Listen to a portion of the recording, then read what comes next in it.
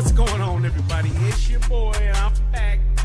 Yes, indeed. I'm Brian Redmond, and this is the Relationship Rehab. And on tonight, yes, as they say in the church, on tonight, we have a really good show for you.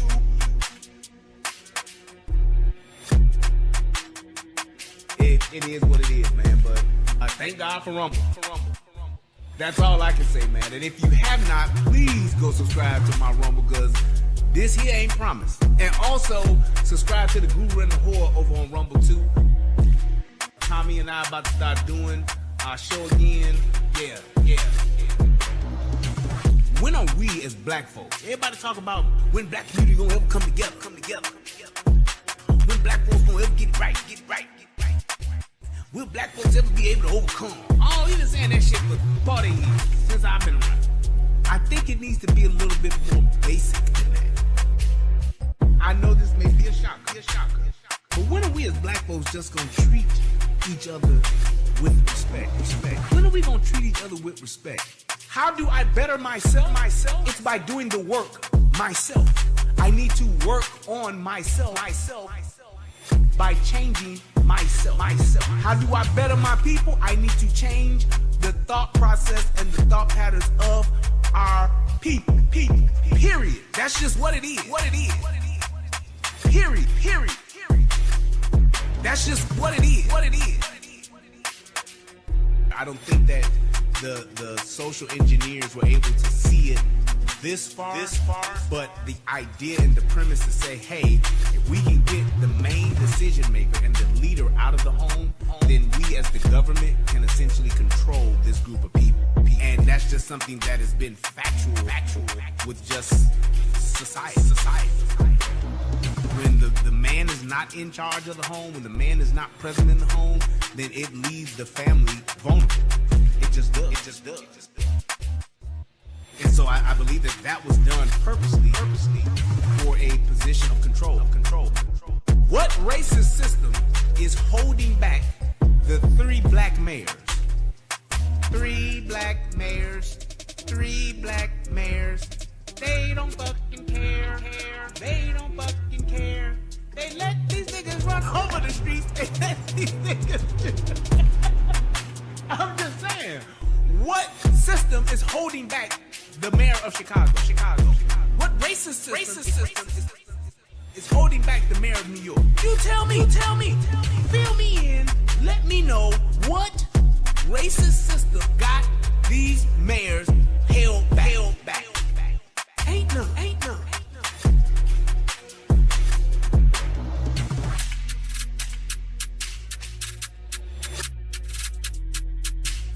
And let me end wrap up with this, and I'm going to throw my cigar. Thanks.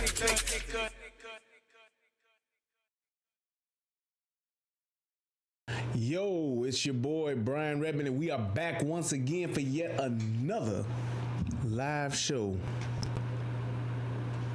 When I'm hearing this loud noise, let me fix that, because I think it's just this that needs to be turned on. Yep, I don't know why it does that, but it's weird.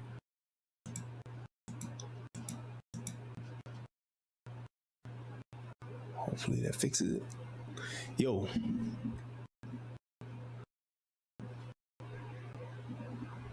Okay.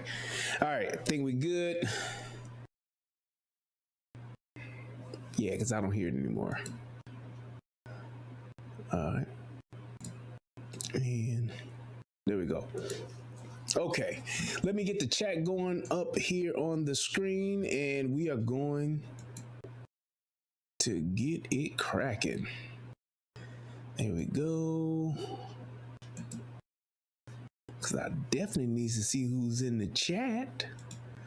We definitely want to see the chat. There we go. Okay, that's working, and that's working. And let's bring over.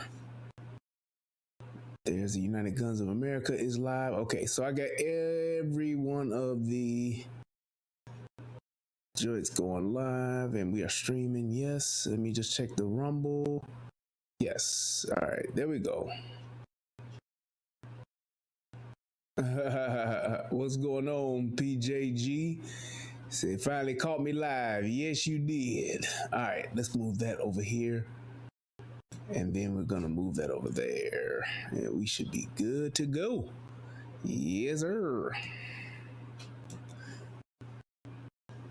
All right, there we go. Okay, so I wanted to go ahead and get right into the show and start the breakdown of this video. We got a little ways to go. So without further ado, my favorite part of the show.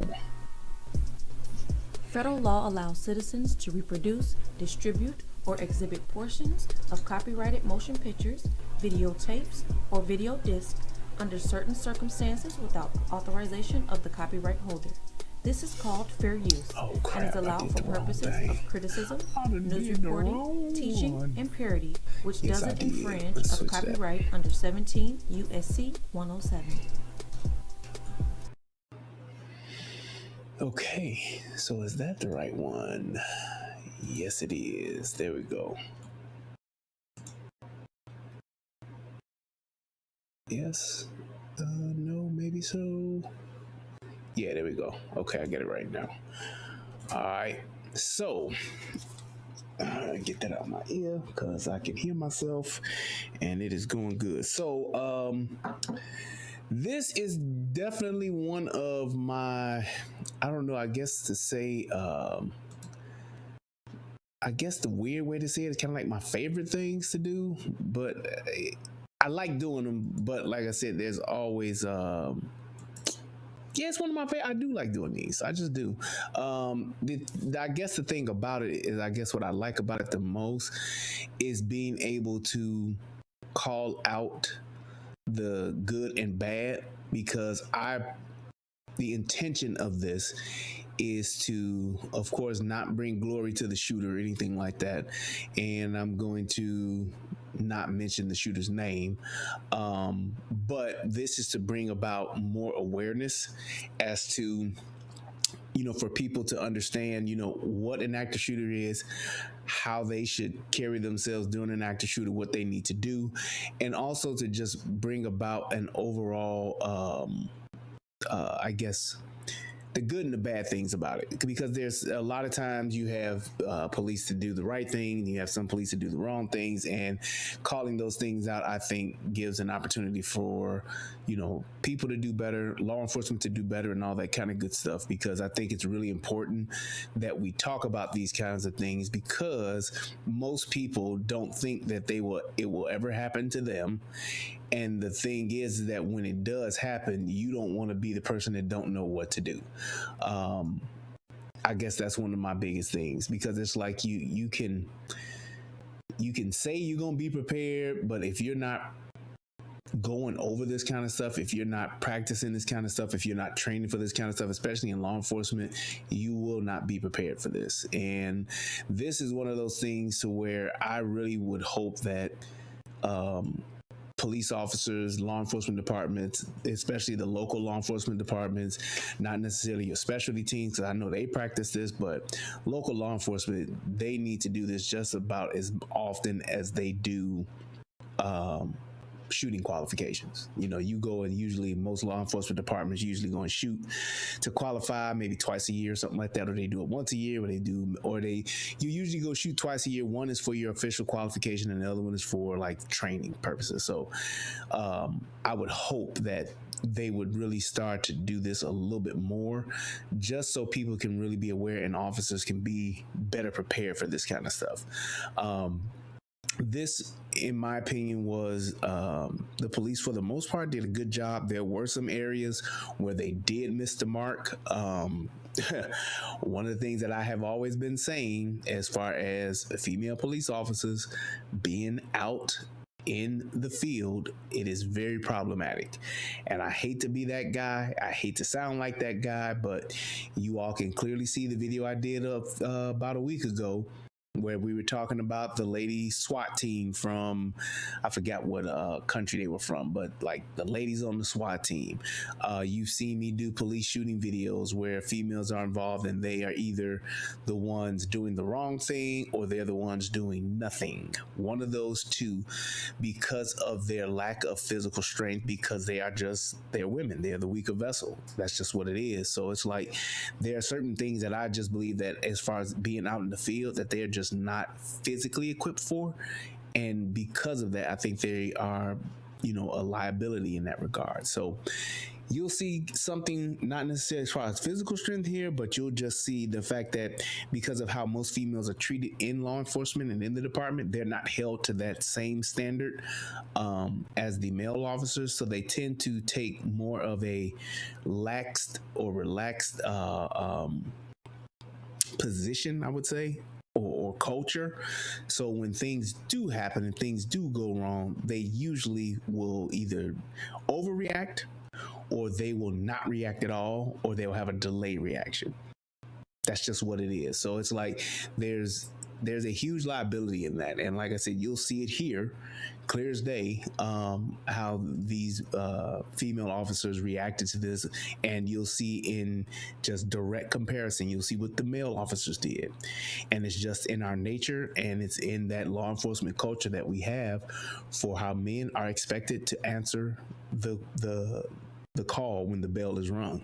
And you'll definitely see that here. So it's just one of those things to where, like I said, it's one of those things to where, hey, you have to put your best people in their spots where they'll be the most successful.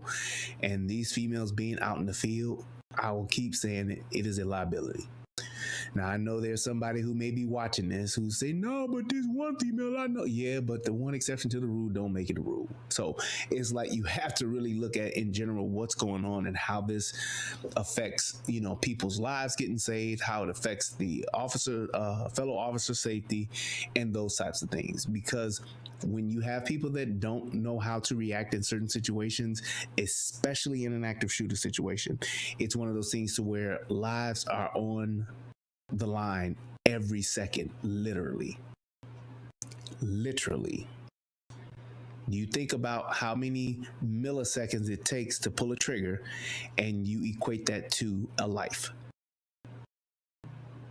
So there has to be just an intentional sense of urgency when you are hearing those bangs that you need to go and stop. You need to go and eliminate the threat with extreme prejudice. You need to go eliminate the threat with extreme prejudice. Not just, we get there, we do the best, then we get there, we negotiate. No, extreme prejudice. You need to be intentional on eliminating the threat with extreme prejudice. And that's just how that goes. And that was one of the things when, and like I said, what happened with Uvalde will be one of those things that will forever be used as a teachable moment, as a teaching template. What they did in Uvalde was just lack of training, lack of leadership. And when you have those two things, there is a disaster destined to ensue. It's inevitable to have a horrific disaster when you have lack of leadership, lack of training. Plain and simple. And it's that whole thing to where if you don't train for a situation, if you don't train for, those things, of course, you will never be just 100% ready. But if you're not training for those things, you will tend to do the wrong thing, or you will tend to do nothing. One of those things are going to happen. You're either going to do the wrong thing or you're going to do nothing. And it was so long that those guys were in Uvalde in that school of doing nothing. And then when they decided to do something, they still did the wrong thing. It's just one of those things where it's like, and that's because it was truly lack of training and lack of leadership. The playbook is simple and it's universal. It's simple and it's universal. Those are two things about the active shooter playbook that the people who designed this and came up with this, they got it right in those two areas. We keep it simple and we keep it universal. It's not, well, here in San Diego PD, we do it different. Nope. Everybody does the same thing. Well, over in Chesapeake County, we all do the same thing. That's it. It's just one there, and there are some things that you need to keep simple for that reason. You need to keep them universal for that reason. You don't need people reinventing the wheel on this, because it's one of those things to where it's a clear 1 + 1 = 2. We're not trying to, we have to evaluate what's going. Nope. You see the problem, you see the threat, you hear the threat, you go eliminate it. That's it.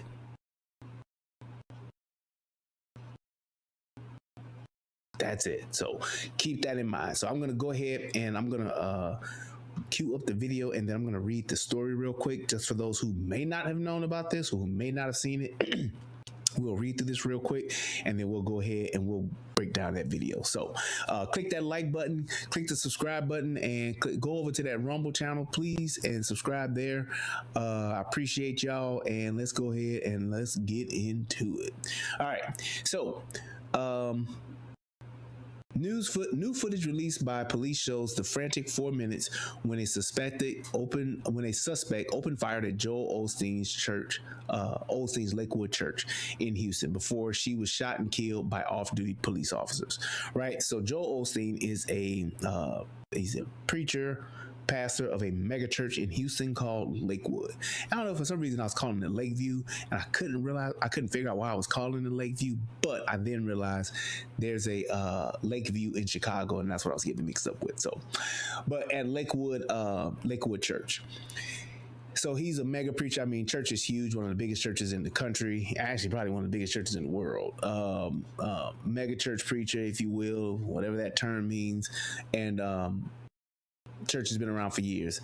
Good thing about this thing too is that this was during the time when a secondary service was about to take place, and it was for it wasn't the main service, which was good. That was definitely good. The fact that this person chose to come when they did was, the only better time was to show up when the church was closed, but this was definitely a good time that this occurred, as opposed to occurring during the main service. So, I see he's also a scumbag. Well, I'm not here to debate Joel Osteen's character. I'm not here to talk about him as a preacher. I'm just telling you, it was his damn church what happened. That's all I'm saying. I don't want to talk about the $500,000 that was just stuffed in a wall, magically hidden somewhere, or $600,000 that was just hidden in the wall. We're not here to talk about that. We're talking about something else. I don't know about his own personal, his personal affairs and how he carries himself as a man or as a preacher. I don't know about that. I'm here to just talk about the active shooter situation that occurred to his church. And I don't even think he was there, but I digress. The 26 minutes of video footage released by the Houston Police Department shows the moment gunfire ripped through an ordinary Sunday afternoon at the church on February 11th. That's just a couple weeks ago. Leaving the shooter, 36-year-old, I won't even mention this person's name, dead, and her 7-year-old son is in critical condition. A 57-year-old man was also injured in the shooting. Footage from surveillance cameras inside the church and body cameras worn by officers showed churchgoers scatter and panic as authorities approach the shooter with their weapons drawn. And yeah, we definitely gonna talk about that. Periodically taking cover from the rapid bursts of gunfire. A surveillance camera outside the building captured Moreno pulling her son Samuel out of a white SUV and then walking towards the church. She wore a long tan trench coat and a backpack. put a pin in that there, as my brother DJ Just Jay would say. A surveillance camera outside the building captured Moreno pulling her son Samuel out of a white SUV and then walking toward the church. She wore a long tan trench coat and a backpack. Footage from one officer's camera showed church attendees and off-duty officers chatting together in groups when the bang of the first shot rang out, and one officer asked, "What is that?" As people began to scream and flee down the hall, the officer urged another to approach the shooter, whispering, "Father God, just be with us. Forgive us our sins." Surveillance footage also captured an overhead view of the people fleeing in confusion and running into doorways as Moreno, opened fire. One camera showed the shooter's son appeared to cover his ears and hide in a doorway. In audio from body-worn footage, the shooter shouted out that she had a bomb and threatened to blow up the whole place. At one point, she also said, "Stay calm. All I need is help." Yeah, right. I'm gonna help you. Help your ass with this magazine I got full of bullets. That's what I'm gonna help your ass with. After an exchange of gunfire between the shooter and two officers, surveillance footage shows Moreno pace back and forth in the empty hallway before she was struck by gunfire, slumping to the ground. After she went down, officers called for a medic for Samuel, the boy, the son, who was shown lying on the ground. Officers also called for a bomb squad to check the person for explosives. Police later said searches of this person's car and backpack did not find any explosives. Aha! We'll talk about that too. Moreno's son was taken to the hospital in critical condition. Samuel was taken to the hospital in critical condition after he was struck by a single gunshot to the head, Police Chief Troy Finner said after the shooting. The Houston Police Department told USA Today on Tuesday that they didn't have an update on his condition, on the son's condition. "Our hearts are heavy as a 7-year-old Samuel Moreno continues to fight for his life," Finner said in a statement posted by the agency's Facebook page on Monday. Wally Carranza, the child's grandmother, that's what this says, Wally, W-A-L-L-I. Yes. Has been updating Facebook on the child's recovery. Most recently on Sunday, she said he was breathing well after doctors extubated him. But that he may require an additional brain surgery. Wow. Man. Will he be able to have any semblance of a normal life? Question. I have no idea, she wrote. The two off-duty officers who exchanged gunfire with the person, an HPD officer and a Texas Alcohol and Beverage Commission's officer, were uninjured during the shooting, according to police. Yeah. So here's the other part. Police believe Moreno had mental health history, penned as anti-Semitic writings.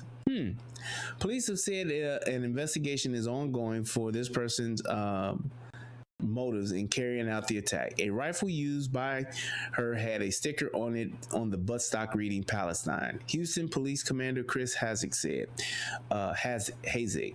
Investigators believe she had a mental history and discovered some anti-Semitic writings linked to her. Hazik said she may have had a dispute with an ex-husband and some of his family members who are Jewish, according to police. In her post, let's see, yeah, I'm almost finished. Almost done. In her post, Carranza called Moreno severely mentally ill and said she kept an assault weapon in her house. Carranza said she spoke to neighbors and teacher and heard from nurses and others who tried to save Moreno's son by reporting the situation to authorities.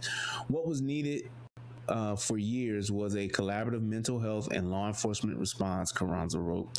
The shooter had been arrested multiple times since 2005 on charges including unlawfully carrying a weapon, forgery, marijuana possession, and evading arrest, according to court records. This person also pled pleaded guilty to a misdemeanor charge of unlawfully carrying a weapon in October 2022 and an assault charge in 2009, according to the Texas Department of Public Safety.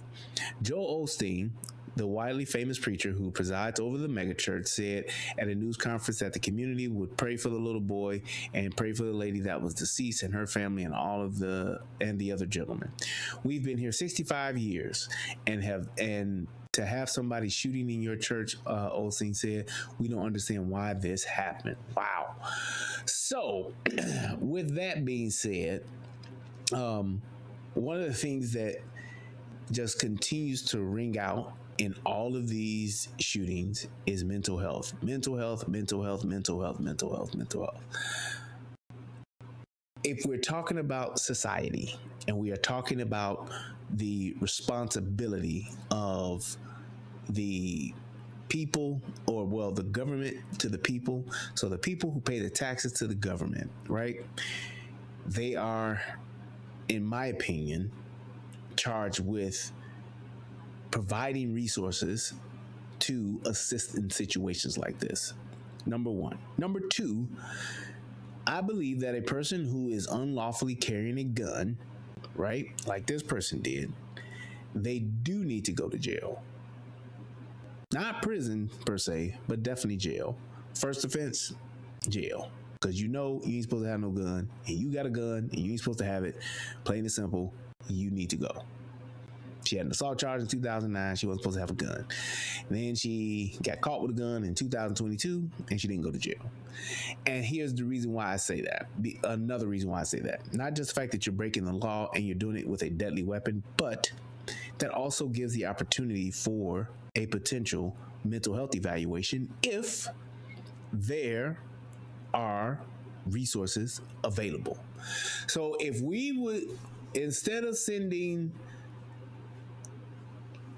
20, 30, 40, 50, 60, 70, 80, 90, 100, 120, 140, 160, 100, some $200 billion over to Ukraine, maybe we could just take some of that and actually put some mental health facilities across our nation.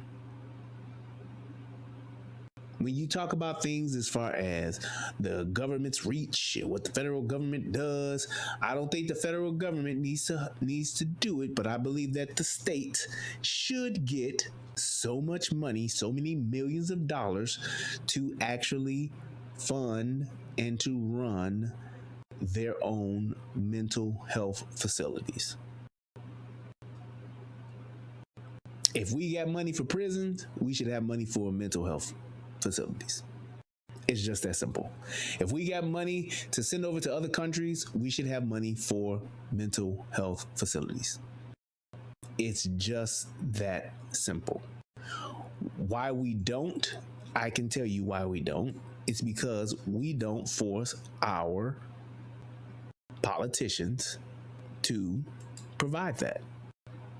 We don't have an expectation for them to get those types of services for our people. Talking about the billions of dollars we pay in taxes every year, why wouldn't we have that? Why wouldn't we have those types of resources available for people who clearly need them? Crying out for them. So it's just something to think about. Just my 2 cents as far as, hey, this is what we spend our tax dollars on. This is what we have our tax dollars. If you want to ask what our tax dollars are for, it's one of those things to where this should be a no-brainer. This should be a no-brainer. So with that being said, we're going to go ahead and get into the video and we're going to start breaking this thing down. Let's go. And when you're talking about like how this thing occurs, this person literally is just pulling up and they're getting out and it goes from there. Now this person who is just a complete piece of shit because they bought they brought their child with them.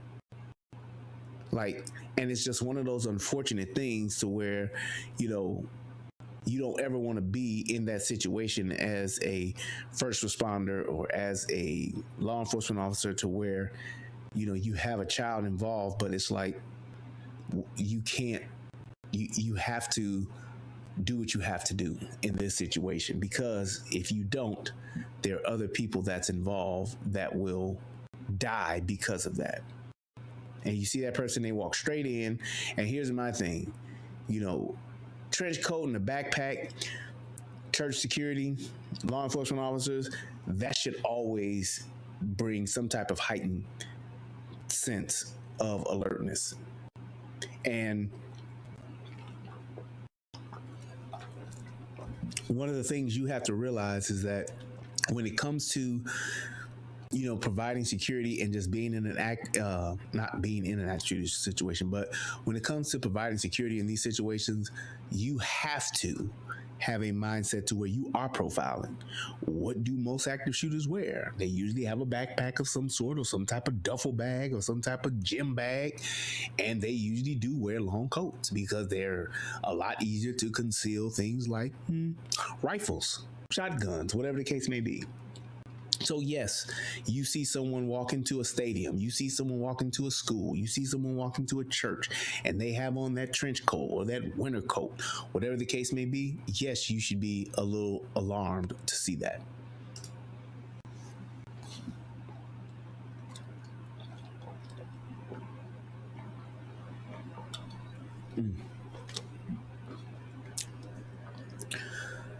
So the person walks in, you already saw them go past, and this is just the footage from their regular surveillance. And you got people, you know, at the church like normal, or people coming to church, getting ready to church to start. They're coming in, they just talking. You see people you haven't seen all week, or whatever the case may be, or maybe in a couple of weeks, and you, hey, how's it going? Everything is pretty much normal. I mean, it's just, even the police officer that you see over there, police officer was just on his phone. I mean, I think there was about 6 to 8 that you just don't expect, you know, that type of situation to happen at that moment. But whenever it does happen, you definitely want to make sure that you're ready. they actually put as part-time employees. I don't know how they did it with their agency.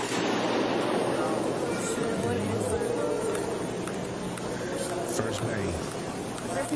Now, the voices that you hear are the police officers on the body cam, and they're going to show that footage in a second. But this is just the footage from the building. This is the church's video footage. But you'll see the body cam footage, and you'll see the part where they're talking, and then it goes down again, and you'll see how this takes place from the officer's point of view.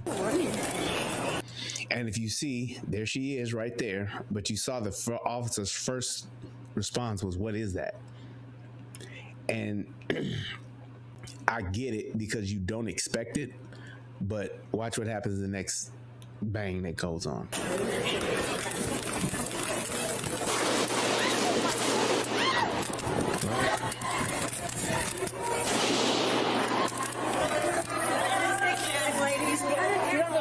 And here's my thing. Can you imagine what that kid, if that kid does survive, can you imagine what that kid's life is going to be like?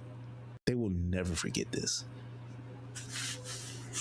He didn't have anything to do with it, but to have to live with that, I mean, I don't think there's any amount of therapy, any amount of counseling, any amount, that can just literally, where you can like truly heal from that and not have nightmares, flashbacks, whatever the case may be. I mean, this will forever change that kid. And it's just terrible that it happened, but nevertheless. So that looks to be a security guard or somebody who's working security or something there. Female. Well.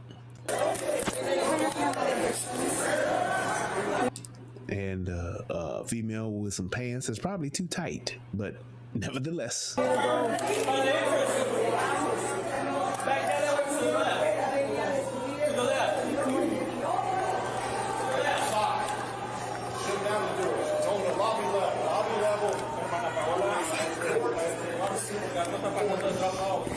Yep, that looks like a security guard. That's yeah, but it is what it is. I'm not gonna even get into that. But yeah, that's security guard. Here we go.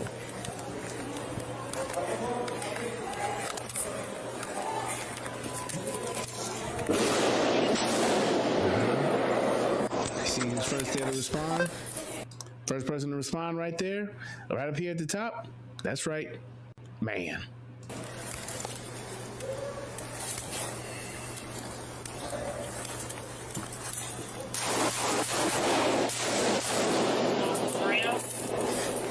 Now, if you look up here in this top left corner, you will see that those are police officers right up here.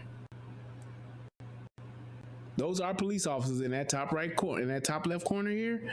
Those are police officers. And you'll see the other officers who are doing what? Going towards the threat.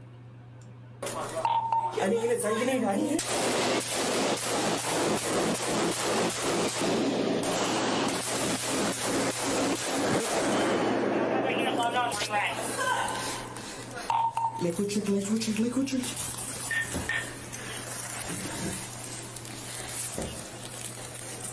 Now she's setting down her bag, right? We don't know what's in the bag, but that's just what she's doing, and potentially could be reloading, right? So that's one of the things too, that you never know how much ammo this person has. You never know how many rounds this person has with them, whatever the case may be. So it's like, that's why it's so critical to, you have to go and get them. You got to go get them. That's the best way to describe it. And what these guys are doing, they're on it.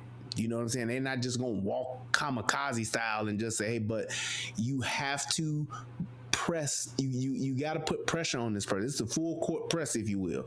You got to get there and stay there and get into the fight. That's just what it is. Now you hear her talking about she going to blow up the whole place. Now, to some people, that would maybe think, oh man, if she got a bomb, she gonna blow the place up. I can't go after. Nope. You need to go and eliminate the threat.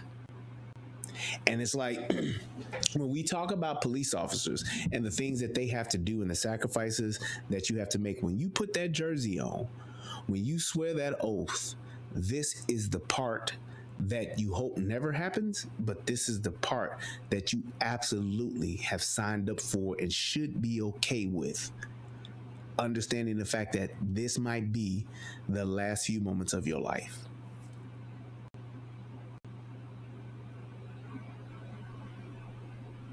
And I pause right there for a reason, because when I see people talking about fuck 12, when I see people talking about fuck the police, and I see people talking about we need to pigs in a blanket, fry them like bacon.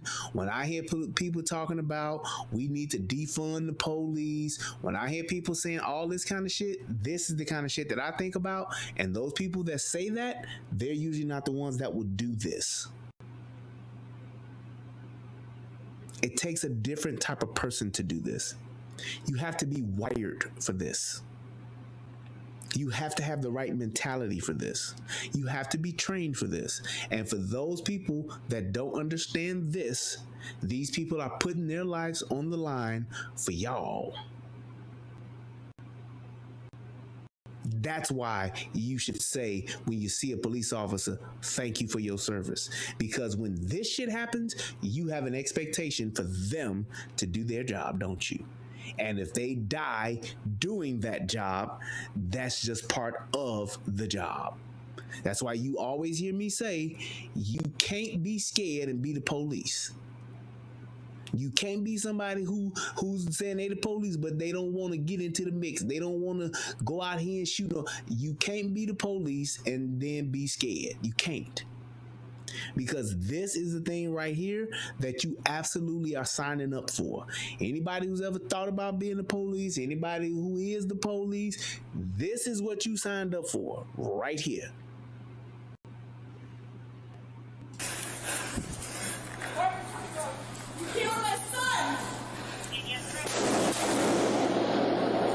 And that's incorrect. Bitch, you killed your son.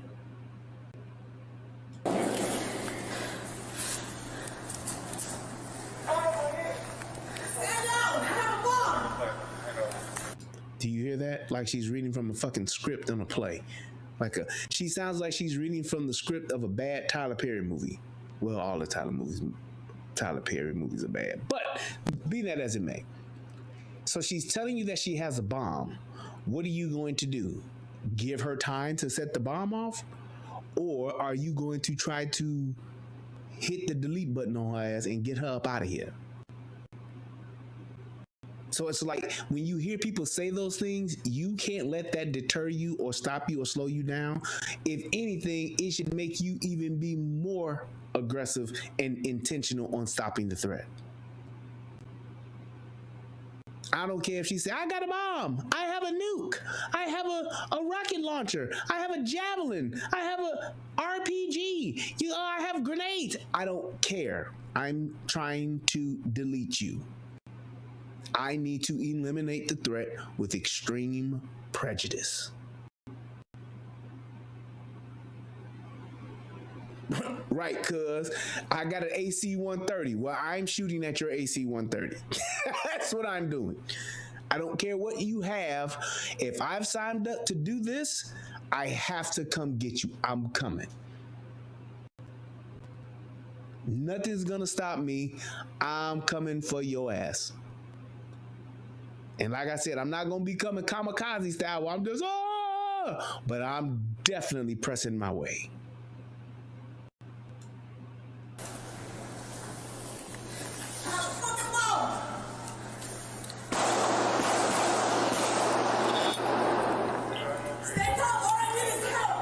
Do you see how these guys have advanced? Kudos. They're gaining ground, closing in on this bitch. They're as aggressively as they possibly can. The other part about this is too, these guys have handguns going up against a rifle.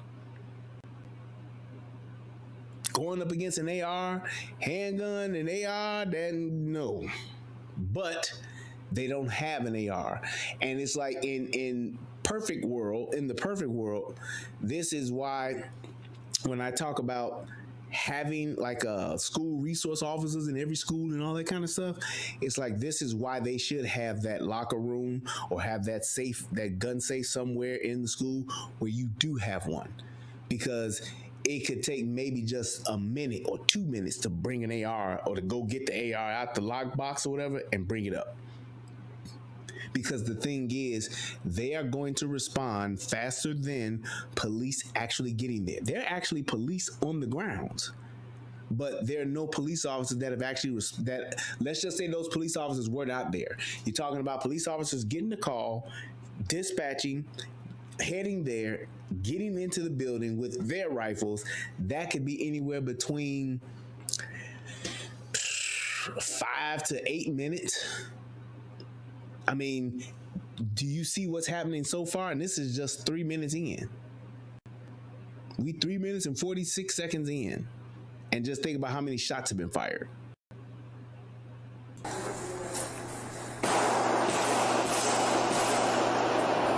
I got one female shooting rifle. I'm pinned down against the wall corner. Now, you see what that guy's doing right there? That technique is called slicing the pie. What he's doing is because he has some concealment. He doesn't have cover, but he has some concealment because of the wall. He's not flanking out. He's literally trying to come out like this, because as he's coming around that wall that's here, as opposed to if he's up against the wall, he's not just trying to come out this way to see around the corner. He's literally doing this, and he's slicing the pie, because the more that he comes out, the more he can actually start to see more and more of that target. And he's also leaning out, because that's not exposing most of his body. It's exposing a lesser percentage of his body. So he's not giving her a big target to hit, but he's definitely moving and inching out so that he can have a target, so he can see the target that he wants to hit. So he's doing actually a good job, man. I mean, with just everything that has happened, totality of the circumstances, my man is doing a great job. Him and his partner.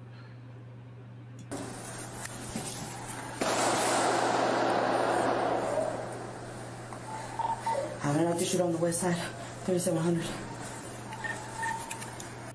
Now, do you notice anything about his partner? So can I turn my volume up or the volume of the video up? Do you notice anything about his partner? His partner doesn't have a gun. And yet and still, he's still there.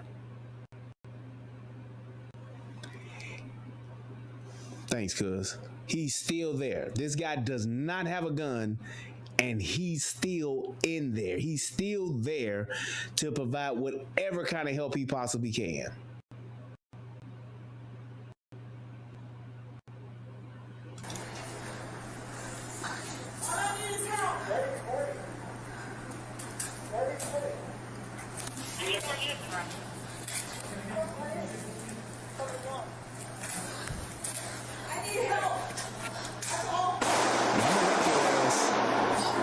Exactly. Great job. You do not, and I don't know, and this was one of my biggest problems with Uvalde. This is not a hostage negotiation situation. This is not a hostage situation. You do not negotiate with an active shooter. You don't, hey, come on, put the gun down. Ma'am, we trying to help you. What do you need? Talk to, nope. Soon as she goes bang, you go bang until she's down. Plain and simple. Plain and simple. And that's exactly what my man did. Because what she's doing, she's full of shit. She's just buying time while she reloads. She's buying time while she gets herself together to start shooting again. That's all she's doing. So that's why you go after this person and you don't stop until they are down.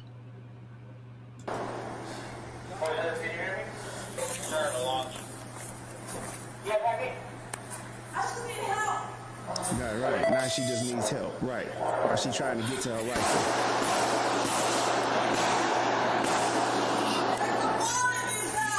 Right. I don't give a shit. It's gonna go off after you dead. She's telling them to stop shooting. There's a bomb in his bag. Well, bitch, it's gonna go off after your ass is dead. I tell you that. I tell you that. We'll defuse it after you gone. Sounds cold, but that's what it is.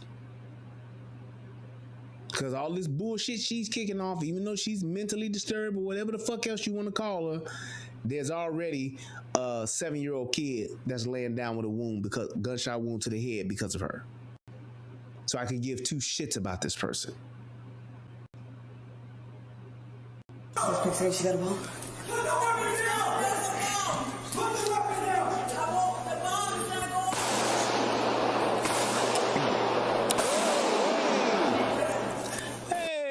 Decides to join the party. Hey, guys.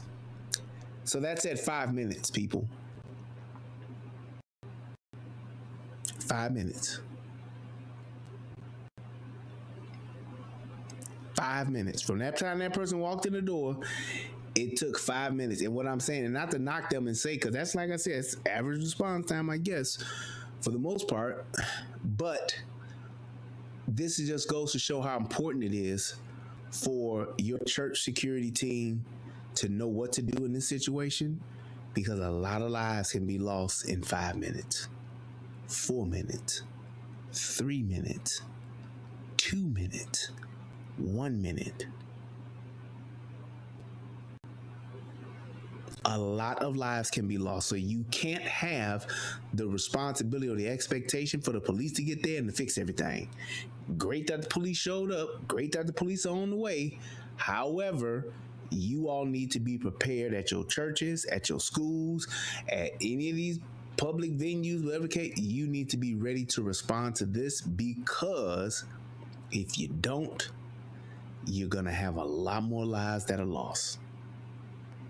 Had this guy not engaged this woman, and this woman just had free reign to walk around the church, imagine how many people would have been shot. Aside from the 57-year-old man, imagine how many people would have been shot. Imagine how many people would have been dead. This goes back to the saying that we've been saying for a long time. Good guys with guns stop bad guys with guns. Period. In its simplest and rawest form. Good guys with guns stop bad guys with guns. They don't have to be the police. They don't have to be off duty. All they have to do is have the mindset and the fucking balls to do something. Just like the guy here in Texas over in what is that? I was about to say Whitehaven, but it's not Whitehaven. But anyway, that guy that was in Texas that shot that guy with one headshot. He had the balls, he had the training, he had the mindset. The guy up in Indiana in the shopping mall pulled his gun out, shot a guy like, I think that person was like 25 yards away or something like that. He had some training, he had the mentality, and he had the balls to do something. Good guys with guns stop bad guys with guns. Period.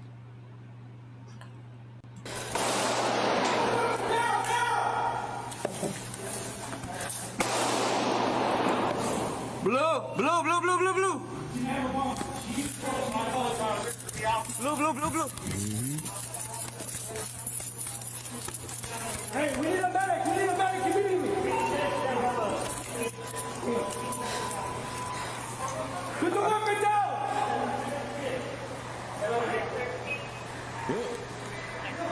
Hold on, watch out. Might be a bomb. Hey, who has that radio? I can see this shit down. I need a medic. I have one young male conscious and breathing. He got shot in the head. I need medics. Calling it in, right? I mean, and that's just pretty much what this is. There is no pretty way that this is gonna happen. It's just one of those things where it's gonna be messy. It's gonna be bad. So, hey, shout out to my man PJG. Hit your boy with 50 bucks. Say, here's a little gas money. Hey, man, I appreciate it. Gas is high thanks to this economy. These Bidenomics got gas high. Thank you so much. I appreciate that. And he also said it's bad that you have to have security at church. And you know what? You're right. But I also say this. We have to remember, and I keep saying it, you got to remember this. Yes, this is a terrible thing to happen, but the world is not a nice place. The world is not a safe place. There are people that will do things like this to you in the world. The best thing that you can do is to try to be as prepared as much as you possibly can be, so that you can respond to this type of behavior.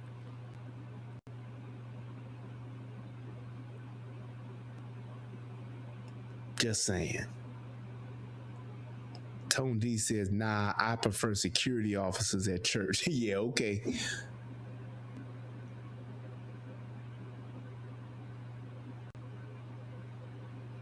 But you have to realize that we do not live in a nice place. We do not live in a nice place.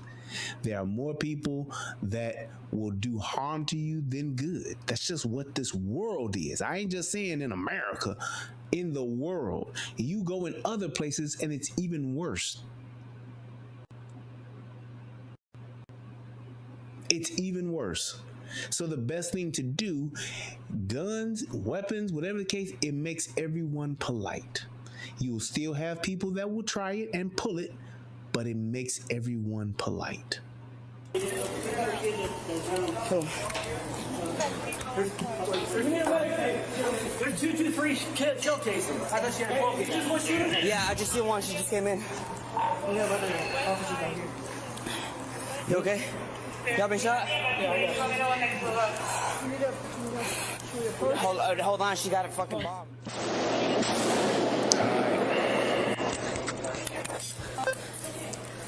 So this is the police body cam, right? And let's watch her. That's him. That's the guy. He's the other guy. I need it.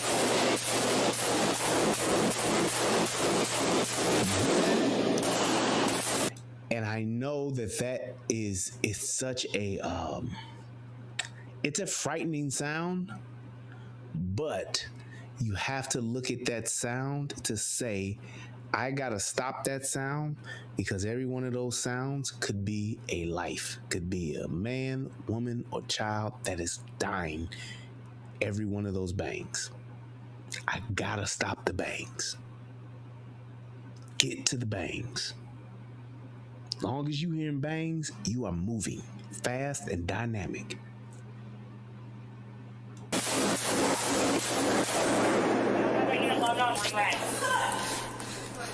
Lakewood Church.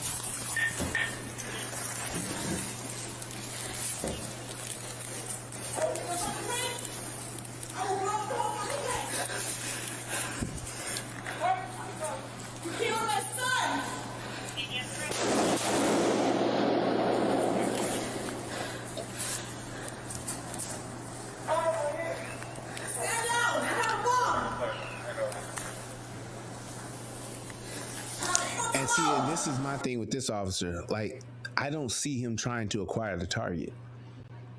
He's like in cover, but I don't see him as aggressive as the other guy was.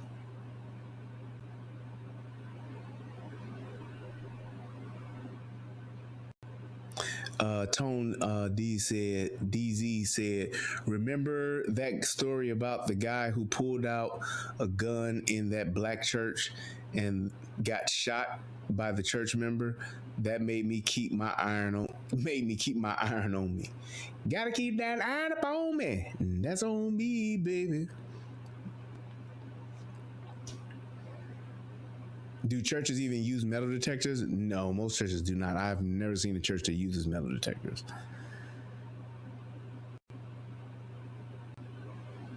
I don't think I've ever seen that.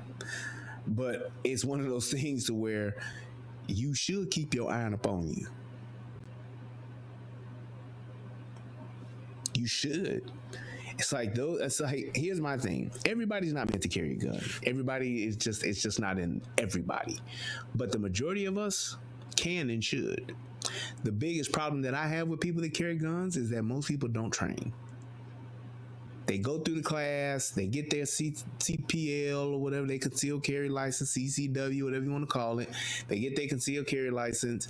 They go and they go to the range. And they shoot, and they stand in that stall, do it once or twice, and that's it. They don't go take any additional training classes. They don't go, this trucker C, that's what's up. There you go, my brother. But they don't go and take any classes. They don't go at least once a year, twice a year. They don't do any additional training. And because of that, if you don't have that training wired in you to where you have done it and you're used to it and you got it, if you don't have that in you and you don't constantly train for it, then trust and believe you will not respond the way that you should. You need the muscle memory. You need the repetitiveness. You need that. You need to go at least twice a year to not to the range, but at least to like a shooting training. You need to do that. No, Call of Duty don't count, John.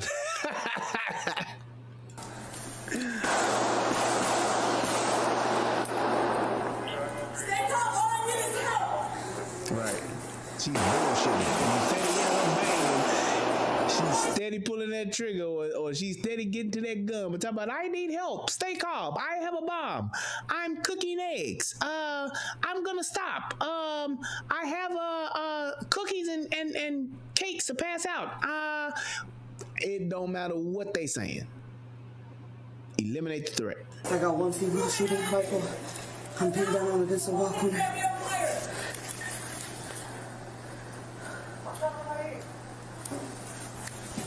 And you heard him just say that he's pinned down. I mean, like I said, I can't see it. I can't see, but from the body cam, it damn sure don't look like he's pinned down. But it could be that person is focusing on him. And if that is the case, then that's a good thing because that allows somebody else to move in and close in that distance to potentially eliminate the threat.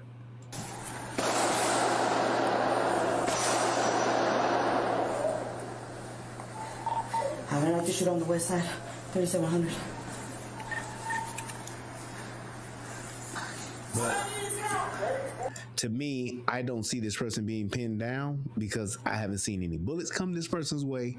I think that this person at this point in time is just being a great witness.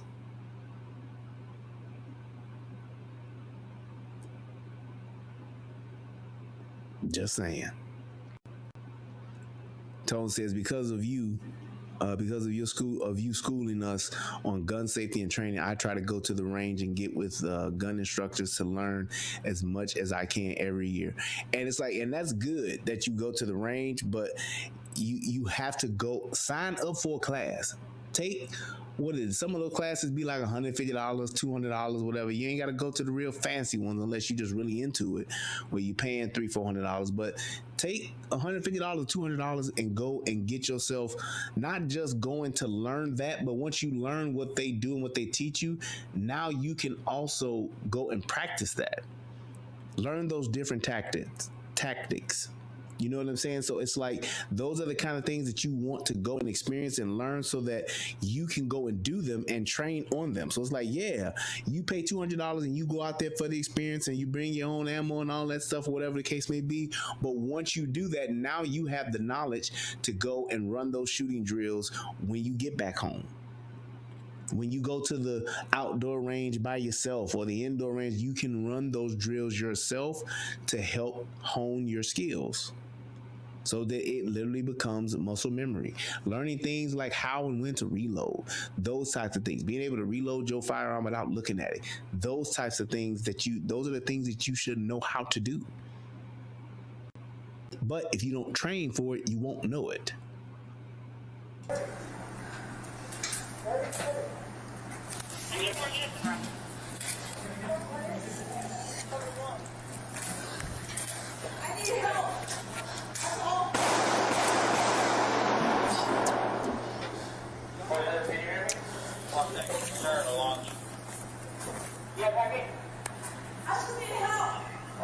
And see, I truly believe that this guy's literally just behind the wall. Because I have not seen this guy try to make any attempt to try to see this person, try to get a shot off at this person or anything. They're literally just standing there behind that wall. Just saying. Stop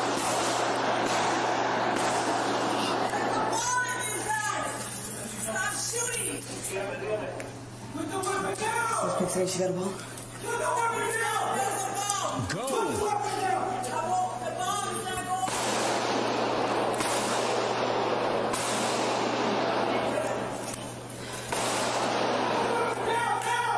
You see how far out he's having to come to just see what this person is?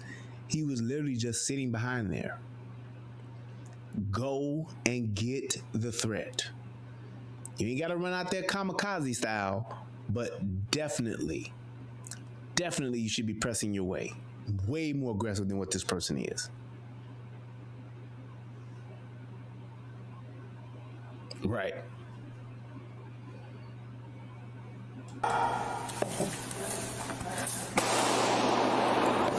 Blue, blue, blue, blue, blue, blue. Blue, blue, blue, blue. Hey, we need a medic. We need a medic immediately. Yes, that is the kid that's down. Put the weapon down. So you see where he came from. Just saying. Hold on, watch out. Might be a bomb. Put her down. Hey, who has that radio? I can see this shit down. I need a medic. Now you see how they're retreating now? This is okay because now what has happened? The bangs have stopped. So now you reassess, take cover, call for a medic, call for bomb squad. All of that is okay. Right in line. Great job. But while them bangs going on, man, you playing hide and go seek. I'm trying to go get him. We gonna go out here and go get him, boy. We gonna go out here and go get him, boy. We gonna go out here and go get him, boy. He can't get himself. That's what you going to do. PJG says, I was deployed 3 times to Iraq, kicking in doors, and you can't train bravery. Yep. There were upper echelon people that were afraid of gunfire and conflict. Exactly. 1000% correct, dude. You can't, it's like you have to understand what this job is and what it does and what it entails. And everybody ain't meant to be out there in them streets. That's why the few that are, you need to make sure that those people are in position to do their jobs. And the first time something go wrong, the first thing out your mouth shouldn't be they should lose their job, lose their pension, and go to jail. One young male conscious and breathing. He got shot in the head. I need medics. Cool. There's 223 shell casings. I thought she had 12 people. Just one shooter? Yeah, I just see one. She just came in. You okay? Y'all been shot? Hold on, she got a fucking bomb. That's the problem. I already called the EMS. I need EMS ASAP. You have a kid? Tell them. Yeah, I already did. What's the fucking address over here? Fuck. Timmons Lane. I need him at 3700 Timmons Lane side. Adrian, stay back.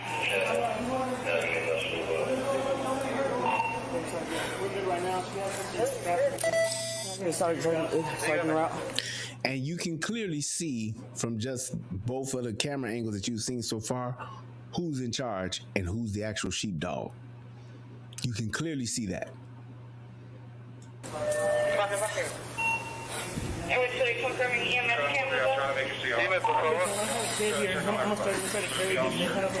Is there anybody else who's been shot?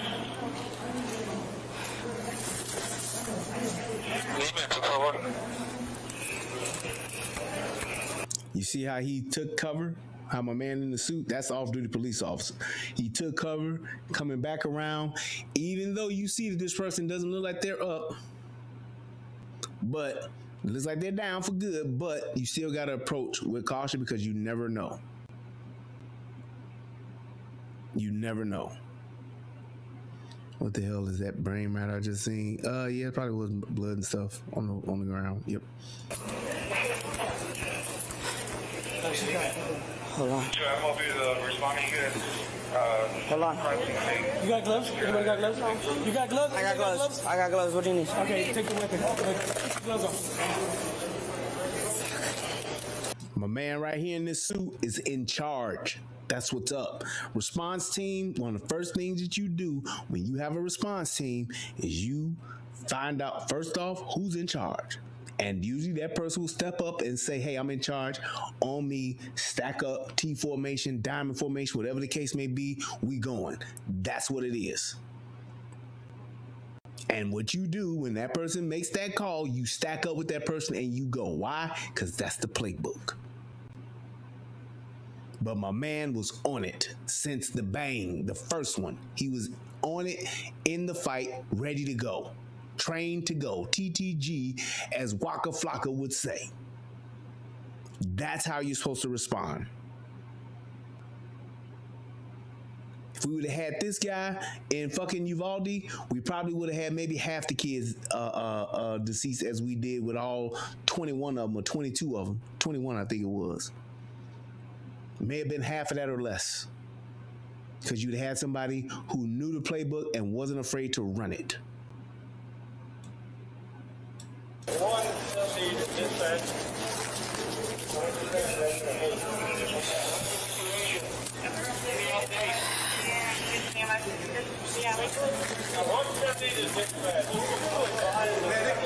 So John said that's a nerve-wracking scene. The heavy breathing is expected if it's the first time.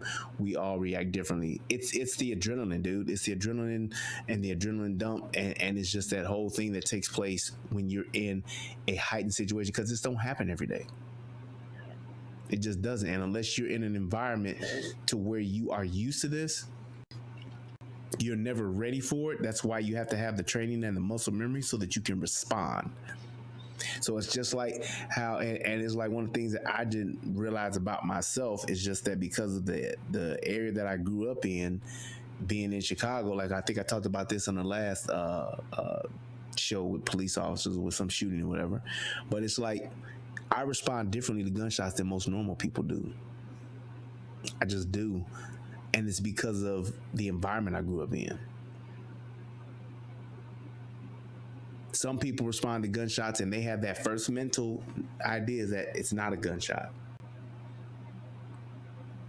It's not a gunshot because they don't want to believe that it is. Then you have some people who will, think it's a firework, think it's firecracker, there's fireworks going on. In a church, really? Nope. But you also have that denial part because you aren't prepared to handle that. Me, growing up on the south side of Chicago, 12 Deuce and the Wild Hunteds, I'm used to that. I'm used to hearing a gunshot and not going to, depending on how close it is, I may duck or get low or take cover. But usually when I hear it, first thing I want to do is look to hear exactly and pinpoint where it's coming from. I'm looking for people running to see if somebody's running or a car speeding off to see where it potentially could have occurred so that I can react to what's going on. Most people will hear a gunshot and be like, hey, what's going on out here? What's happening? I'm just saying. So much to the point to where I'm more inclined to think it's gunshots than I am to think it's fireworks. I remember when I was in Michigan, and this was about a couple days after the 4th of July. It was about maybe 3 or 4 days after the 4th of July. And we lived in Michigan, in Holland, Michigan. I mean, it's a nice neighborhood. We were on the north side, what they call the good side or whatever the case may be. But it's like 2:30 in the morning, almost 3 o'clock in the morning. And I'm at the crib. I was actually up. I think I might have been up on YouTube watching Tommy or something, or may have just got through or whatever, but I was up, at the crib. And usually when I'm up in the house, I keep even if I take my shirt off or something like that, I keep my pants on because I keep my gun on me. I don't take my gun off till I'm about to lay in the bed. So it's like I'm up and I hear what sounds to me, I hear these bangs or these pops, and I treat them as though they're gunshots. So I got my gun. I unholstered my gun, lights off. I turn the front porch light off at my house, and I step out through the front door ever so gentle. I mean, not the front door, but the garage side door, which is like at the front of the house. Cut the light off on the porch, and I step out in the darkness, and I'm looking around the corner. I peek around the corner, look to see, and seeing what's going on. I got my gun, I'm tucked ready, and I look out and I see there's some kids in the middle of the street. Well, they weren't kids, they were young adults. And I go out in the middle of the street. I said to myself, are these motherfuckers shooting fireworks at 3 in the morning? I go out in the middle of the street, gun in hand. I said, hey man, I said, really? I said, y'all fucking kidding me? I said, it's 3 o'clock in the morning, y'all out here setting off fucking fireworks. I said, it's fucked up as this sounds. I said, it's fucking Sunday. The 4th of July was like maybe that Thursday or some shit like that. It wasn't like the next day. Like I expect on the 4th of July, I expect to hear that the next day. I get it, because you got leftover fireworks. Hey, shout out to my baby with $50 again. I appreciate you, PGJ. Thank you, sir. And it's like, I kind of figure that, day after, whatever. This was Sunday. 4th of July was like that Wednesday or Thursday. And it's 3 o'clock in the morning. Now, if he was doing it during the daytime, hey, I get it. But But I'm just like, I said, are y'all fucking kidding me? I said, it's 3 o'clock in the morning on a fucking Sunday and y'all shooting fireworks? The white kids. It was some white kids and a couple of black kids. They're like, hey, we're sorry. And one of the little white girls that was over there, she's like, see, I fucking told you. I fucking told you. And it was like, come on. Yes, I was chaos. And she's like, I fucking told you. I'm like, you motherfuckers. But it was like, that was just my mentality. That's just where I'm from. I was like, I'm thinking gunshots. I'm thinking these motherfuckers, man, some shit going down. Motherfuckers have kicked it off. Some motherfucking husband and killed his wife or some shit, or some wife that shot her husband. That's what I'm thinking. Or somebody fucking up. So I'm going outside like I'm telling you, I'm about to see what the fuck is happening. You know what I'm saying? But it's like they was just lighting fireworks down the street. Dumb as fuck on their part. Shouldn't have been doing the shit. But it is what it is. And it was like, I just had that thing to say, man, y'all motherfuckers lost y'all mind once I saw what it was. But I went to the bangs. That's just how I'm wired. You know what I'm saying? So it's like, that's the thing. It's like, you have to realize that when you've been wired that way, when you've been trained that way, just growing up in the hood, then being in law enforcement for almost 3 years and just going through that, coming from a law enforcement family. Like my old man, when he was in law enforcement, he was on the HBT. He was on the Hostage Barricade Terrorist Team in Chicago. So he would talk all the time about his training. That's just what he did, because he would talk about his training, how he trained and all that kind of stuff. So it was like, I was soaking that shit up. So it was like when I did put on the uniform and I did, that it was so much shit that I already knew how to do because of what he taught, and then just what I then learned from those officers. And shout out to those officers out in Allegan, Michigan, man. Those are some badass guys out there, man. My man Victor 2, my man Ensfield, and all of them, man, they some badasses, dude. I have the utmost respect for those guys. They know what the fuck they're doing. They know how to teach, they know how to train, and I'm telling you, I would stack up with any of those guys any day of the week.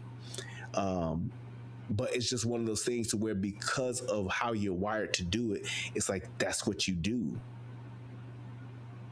That's just what it was. So it's like learning that and training for that, it's like it becomes a part of you. And so then you just actually naturally react. Like every day, even like when I'm at home now, like I'm in fucking Texas, but I still, before I go to bed, I go outside. Usually I go to bed late, but I still go outside before I go to bed. And I go outside, just quietly walk out to my driveway, and I just look up and down the block, just because there's 12 o'clock in the morning, 1 o'clock in the morning, 2 o'clock. After I do this show tonight, before I go to bed, I'm going to walk outside. It's just one of the things that I do. But that's just me with that sheepdog mentality. That's me with a tactical mentality, because you never know what you could see. So that's just how it is. Hold on. Man, where you shot at? No, that's the shooter. That's the shooter. Hold on. Watch out. Hold on. No, don't use your fingers. Tim inside.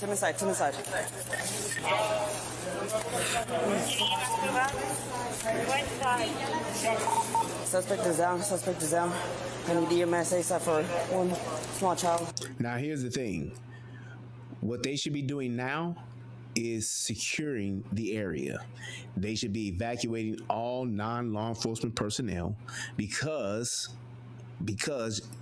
there could potentially be a bomb. So you should have, especially these women that wasn't on shit, you should have them securing the perimeter. Get all these people out of here.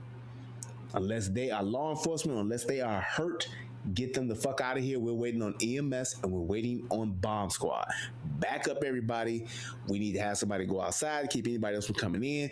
You need to be securing the perimeter and securing the crime scene right now, because there is still a potentially active threat going on, which would be in that bag.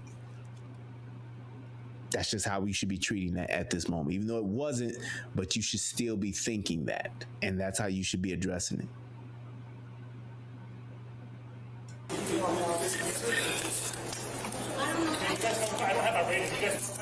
I already did. get it. Just take a deep breath for a second. That way you can communicate your exact location, okay? Yep. Take your ass outside. I need to go that way. Go. No, go move. I turned mine off. Huh? Do you have anyone else? That's it. Where'd she come out of? Did she come out this way? She came this way. She came in? So I heard the shooting from in there. I thought she was up on other levels.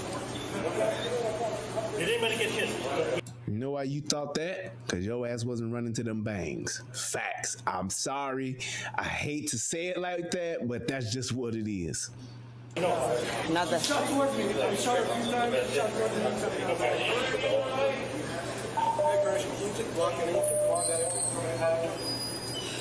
I think there was about 6. All right. Now, one of the other things too is that once you have basically eliminated the threat, you should now be checking the surrounding areas, surrounding rooms, because where that gunfire is taking place, there could be somebody that's hit and you don't know it. Bullets go through drywall. So it's like you should be, and this is why you need to be securing this area. There could have been another shooter. There could have been somebody else hiding. You don't know, because you don't know unless somebody can actually identify and say, hey, this is what happened. We've cleared this area. You need to be doing that. You need to be clearing the area, checking for any type of wounded, seeing if there's any other things that's going on, and backing those people away because you're waiting for bomb squad to come to actually declare everything is safe and good. Because even with EMS ain't gonna roll in until you safely secure the entire area. So you need to be sweeping those other rooms and those other doors that's over there to make sure, hey, this door's locked. Okay, can't nobody get in? Knocking on those doors, saying, hey, police, making sure that there's nobody in any of those other rooms, because you don't know what has taken place or who's in there. Also, the other thing you may want to check for, because you don't know if this person came in and did they have 1 bag or 2? Did they have 3 bags or 4? You have no idea. So you want to secure that entire area by getting those people that ain't involved out, but you also want to check each of those little areas, each of those rooms in those little areas, those little nooks and crannies. You want to check all of that stuff to make sure that the area is secure. Now, this is the body cam footage from the officers and the female officers that's there. So this is before the bangs. Watch what happens. That they actually put as part-time employees. I don't know how they did it with their agency. See my man? Why are people running? See people running? Right? Now, this is a female, right? Watch what happens. Watch how fast she's running. Watch how cold them feet get.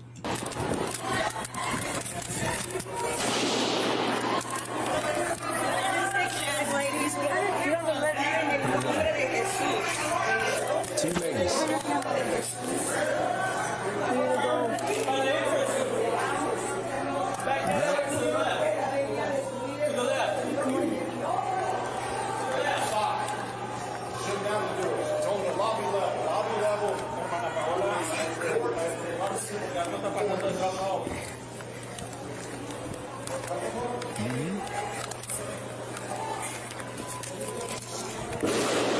Now this is the doorway up to the front. The shooter right now is up and to the left.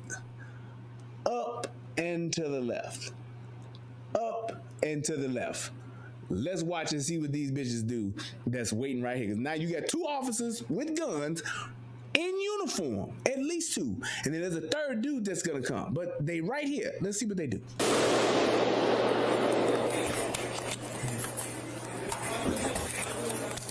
Wire lock. Wire area. 3639. You're at Lakewood Church. We need units now. See the guy up there walking towards the bangs, right? Mm-hmm. No gun. See, he walking. Watch what these ladies do.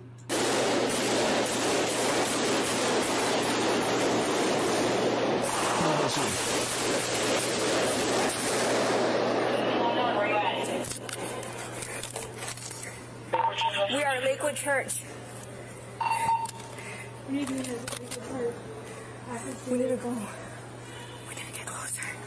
Did you hear her? We need to go. Bitch ain't move. Bitch ain't move. Now what she's supposed to be doing is she should be pressing her way. Pressing her way on the offensive. What is she doing? We should go. Active shooter. Oh no. Oh my God.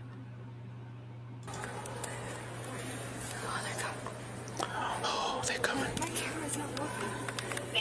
What you checking for your camera for? And here's the other part to that. One of your fellow law enforcement officers could be under fire right now. You have no idea. They haven't even gotten around the corner to where they can even see this bitch. They can't even see her. They can't even see her. They haven't even gotten to where the shit is going down at. They are literally in the vicinity.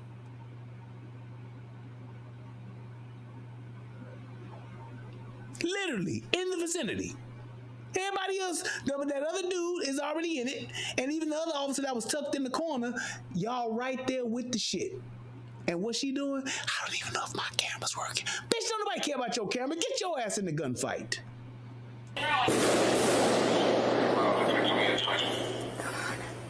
Come on. You see?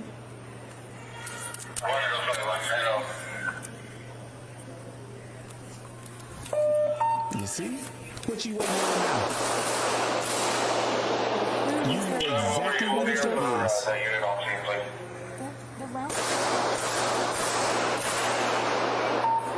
What if we went down?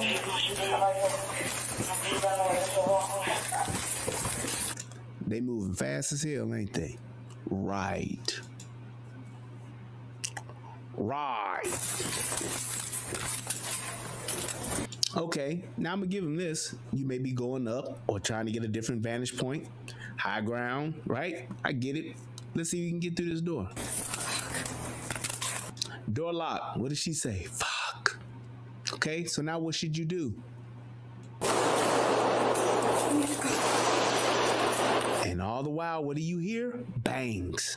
Those could literally be lives being lost. You have no idea because you are not on the scene. You off in the back, laid back in the cut. You're diamond in the back, sunroof top. You're digging in the scene with the gangster lean. That's all you doing.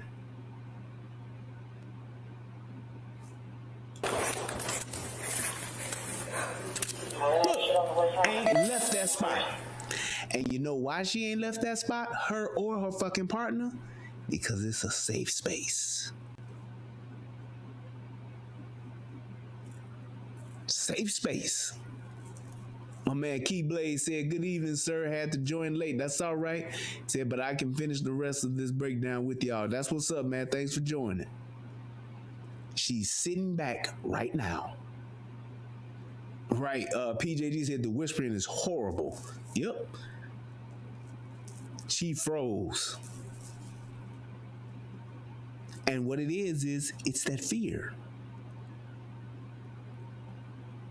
Fight or flight. Bitches don't want to believe this shit is happening, and she's literally hanging back as the shit unfolds.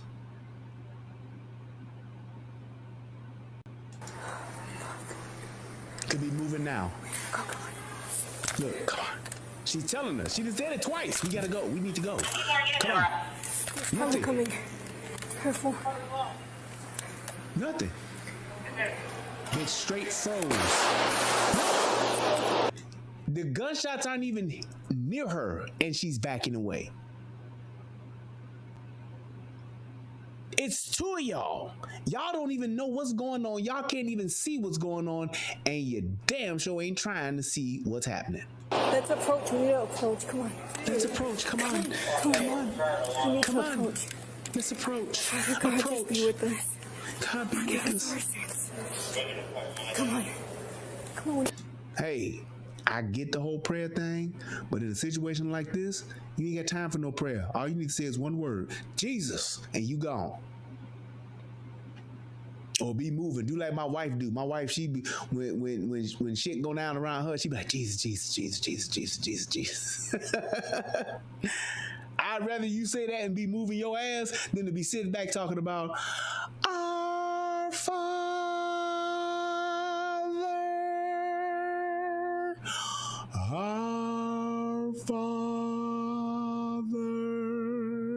which art in heaven.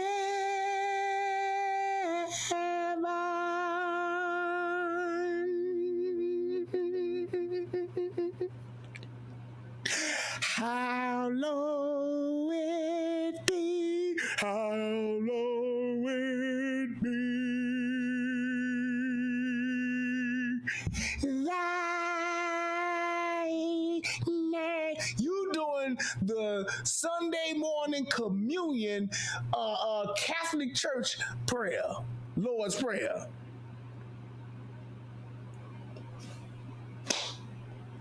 I'm just saying that's what she's doing. Only other thing she needs to be doing is, oh,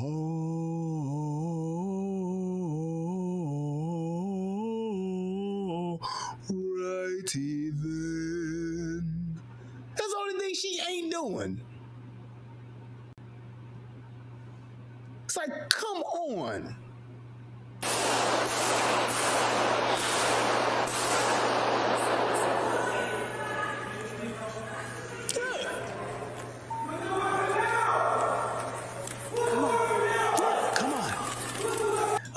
So it took after about 7 come-ons and we gotta goes, and after doing the Lord's Prayer,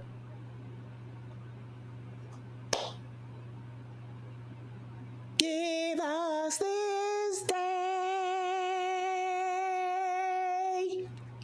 our daily bread, and forgive us our debts as we forgive our debtors.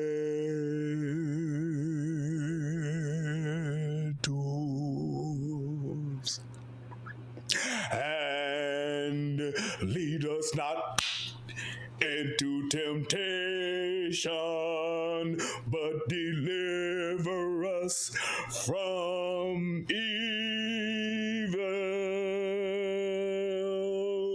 For thine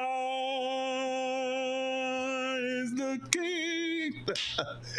How fucking long does it take for you to get into action? People's lives are on the line and you don't even know what's going on yet.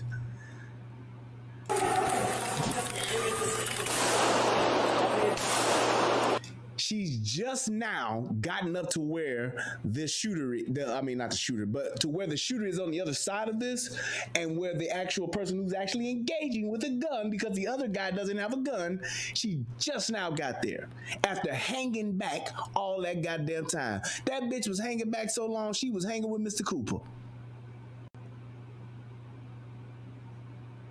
She was literally back there hanging with Mr. Cooper. All that time.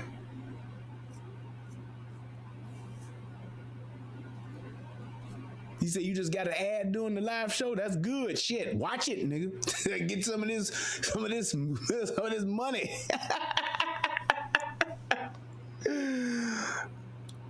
But it's like she been hanging back all that time. Her and another officer. It ain't like she just by herself. And even if she was, you still need to go. If you don't have the testicular fortitude to go, if you don't have the balls to go, if you don't have the whatever it takes that thing to go in this type of situation, you don't need to be on the streets. Because this is the same shit she would do if she was in a gas station and somebody decided to rob it. This is the same shit she would do if somebody was getting carjacked. My cousin said, do officers go back and watch videos like this? Yeah, they should. Will she receive corrective action? How does that work? So what will happen? I'm going to tell you what's going to happen. what's gonna happen is because she's a female officer, ain't shit gonna happen. Ain't shit gonna happen. They just gonna say we need to better train her, and you know, because all she's gonna do is say, well, I didn't know and I was trying to assess the situation. Bullshit. You know what the playbook is. Go get him.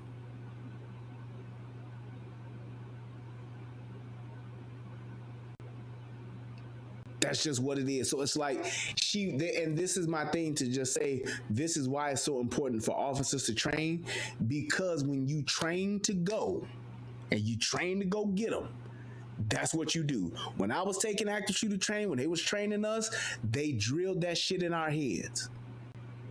You go and you go get them. Move. As we stacked up in our T formation and we learning this shit, what they're telling us, our coaches behind us are telling us, move. Do you hear bangs? You go. If you walk into that school and you don't hear shit, you walk into that church and you don't hear nothing, what do? You go and you start systematically checking. You start checking doors. Checking doors, looking for the shooter. You start hearing those bangs, you go. You go to where the bangs are. You stacked up with your team, you go. He got left, he got right, he got the rear, you got the front, and y'all moving, tuck ready, looking for the shooter, going towards the bangs. That's what you do.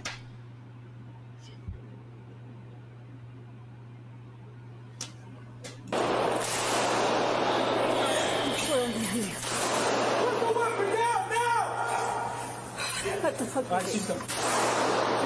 She's out. She may have a bomb. You see that? She said that's the fucking baby. So it's like, and I get that part because you don't see that every day. And I get that that's definitely something. You could have a kid that small. So yes, that would be something to cause maybe a second or two of pause. But even in that training, they teach you walk over the wounded. You walk over the people that may be down, alive, shot, hurt. You walk over them. You walk past them. You act like they're not there, and you keep going to the bangs. You are the response team. It is not your job to put a tourniquet on nobody, to provide CPR, to help people, slide people out the way. That is not your job. You are the response team. Go get them. Or her. Whoever the fuck they are, you go get them. And you do not stop until you got them. That's the training.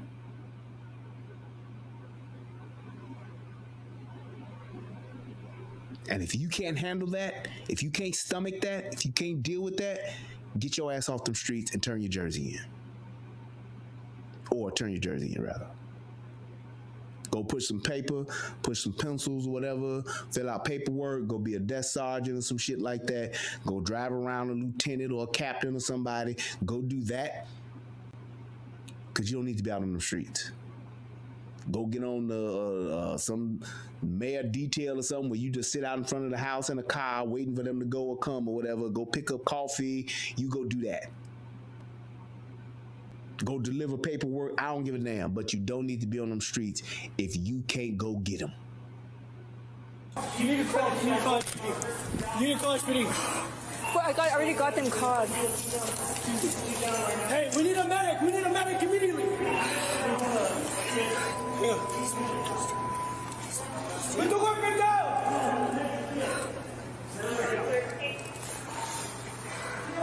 Hello, what's up? Might be a bomb. Hey, who has that radio? You guys are ready? Yes, we already got it. We need a bomb squad. We may need bomb squad. We don't know yet. We have a kid that's down. And here's the other thing too. It's like you don't need 5 people on the radio saying the same shit. And especially if you're the response team, you need to be moving to go get them. That's for them other people that's behind. That's for the people who didn't stack up. That's for the people who got there late for them to call that stuff out. You call for EMS, you call for bomb squad, get the fuck off the radio. All the other shit, let everybody else figure that shit out. That man is I skipped after 5 seconds. It's all good. I was just fucking with y'all. It's all good. We need a medic. Hey, get a medic. 2, 2, 3. Get a showcase. Hey, is this your push?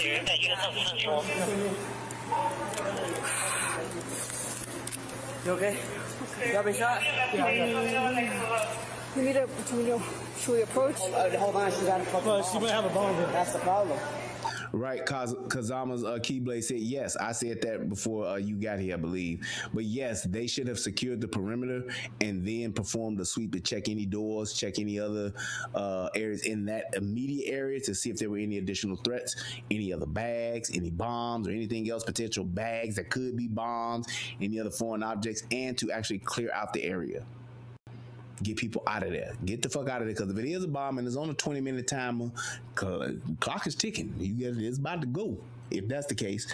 But you don't know, so that's why you have to treat it as though if it is, because if it does blow up, maybe your ass do get blown up in this situation. But you need to be getting those people out of the area.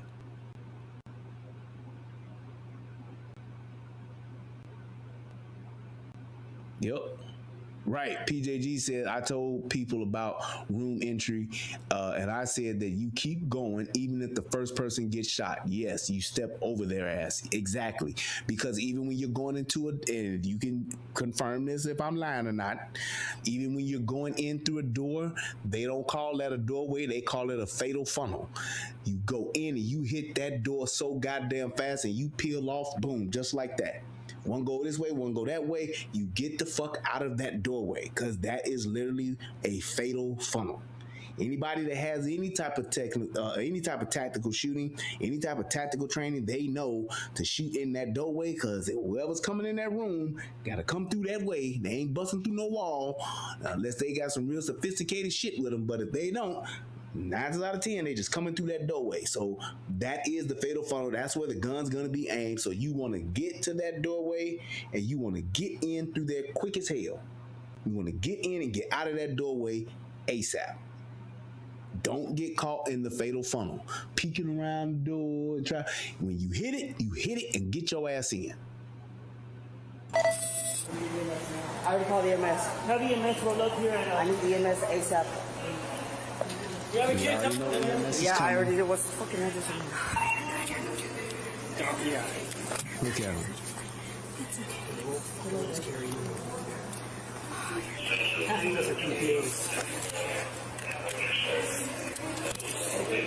Where's my ambulance at? We have a child that's down. And see, and that's the thing too. It's like they don't understand. They don't understand that, you know, because of OODA loop, it's so much stuff going on that it seems like it's taking like forever when it's actually not. It's only been a few seconds or a few minutes, and they're like still calling for EMS, still calling for EMS. EMS is on the way, but person in charge should be clearing this area so that it's safe for EMS to approach. Because once EMS get there, EMS ain't going. Shit, I got a medic bag. I'm not walking up in this motherfucker and y'all ain't cleared this shit. I'm sorry. Which understandably so. By He said true, fatal as hell. Circle Drive. The first in, first out, my boy. Get an ambulance. Right. Is she down? She's down? Yeah. But she will have a bomb. Did anybody else have been shot? No. I'm gonna approach with Adrian.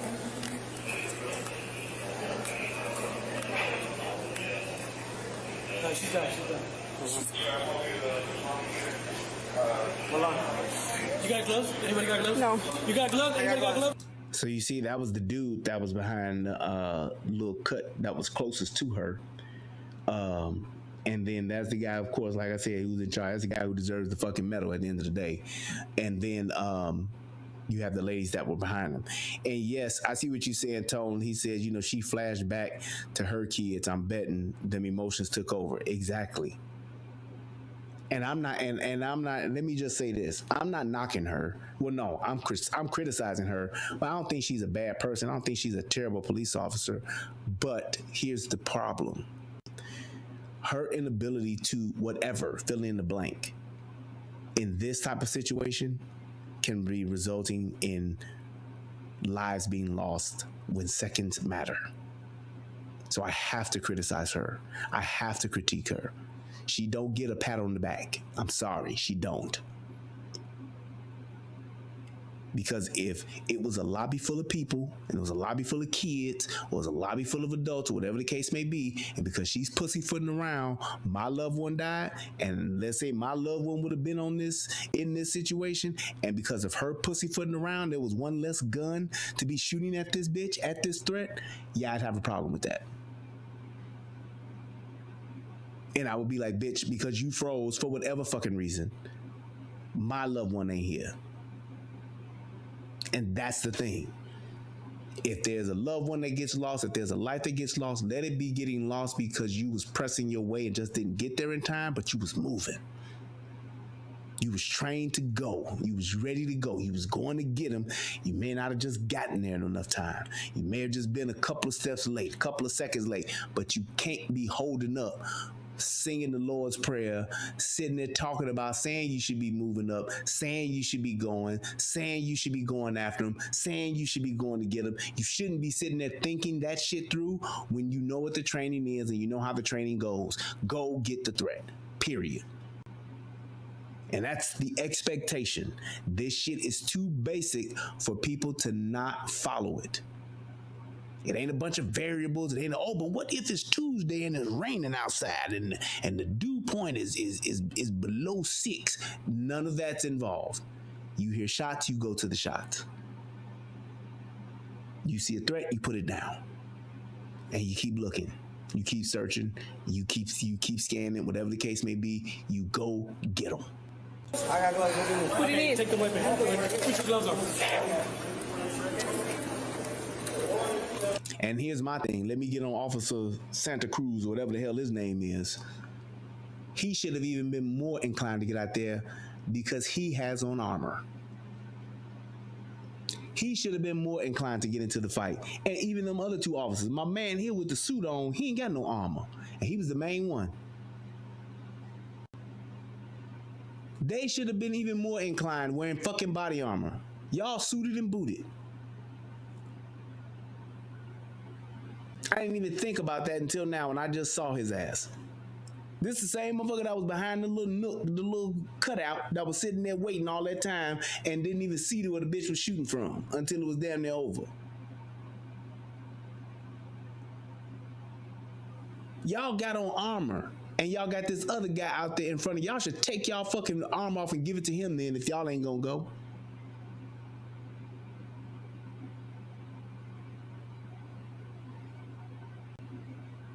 PJG says, why don't more cops have red dots and extended magazines on them? I don't know about the extended mags. I'm a full-size gun carrier type of guy myself. Maybe because it could be in the way a little bit, but the red dots, I don't know. I mean, my thing is, even with me, I got a problem with red dots because it's, and I really just need to, I think it's probably just a training issue, but I can't pick up the red dot because I'm right-handed, but I'm left eye dominant. So I can't find it as fast. And I think it's just maybe a training issue. I just need to train my eyes to pick it up, but I can't pick it up as quickly as I can with my regular sights. I can pick my 3 dots up a whole lot faster than I can with a red dot. So I don't know, maybe the red dot, and I know the red dot definitely increases your accuracy and helps with faster target acquisition, but personally, me, I have a problem finding it all the time or consistently because of my right hand, left eye dominant. So it's kind of weird for me, but I don't know about everybody else. And I mean, if I was normal and was right hand dominant, I probably would have it on all my guns myself personally. I probably would, but I don't know why more officers don't make that investment and put that. Well, not just officers, people, period. Shit, civilians should do it. They should absolutely do it. So, I don't know. That's a good question, though.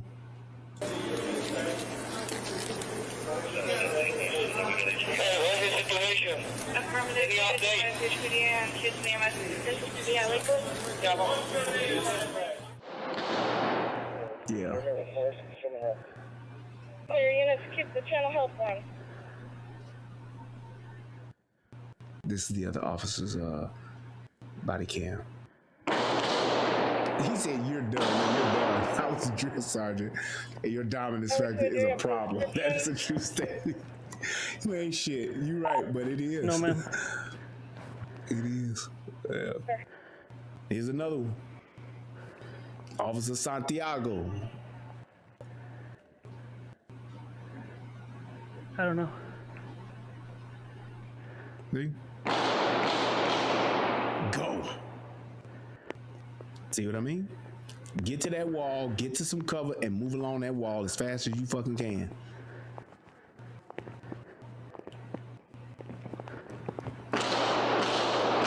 See? He just now catching up to the ladies. And you know how long they ass been sitting there, and look at how long his ass been hanging back. Look at these bitches here, hanging back. Old Laverne and Shirley. Look at old Laverne and Shirley sitting back, waiting for Carmine. Can't do it, man. He just as bad though.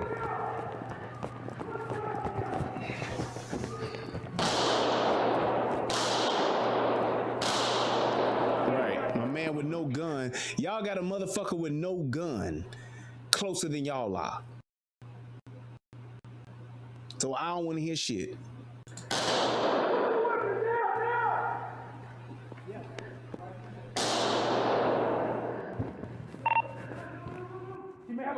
You need to credit, you gotta call her.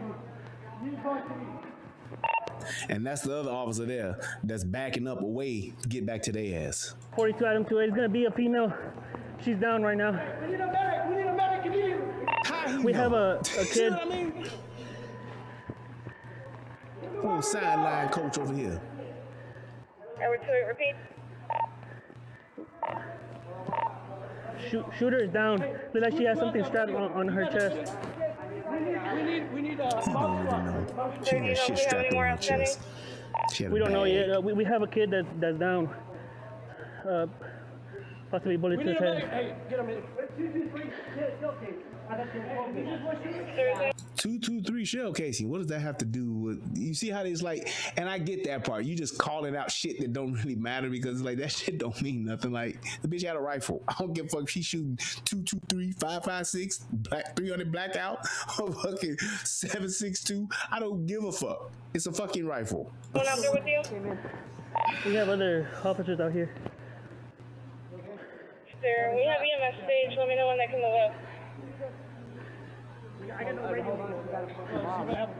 the problem. I already called you. Have EMS roll up here at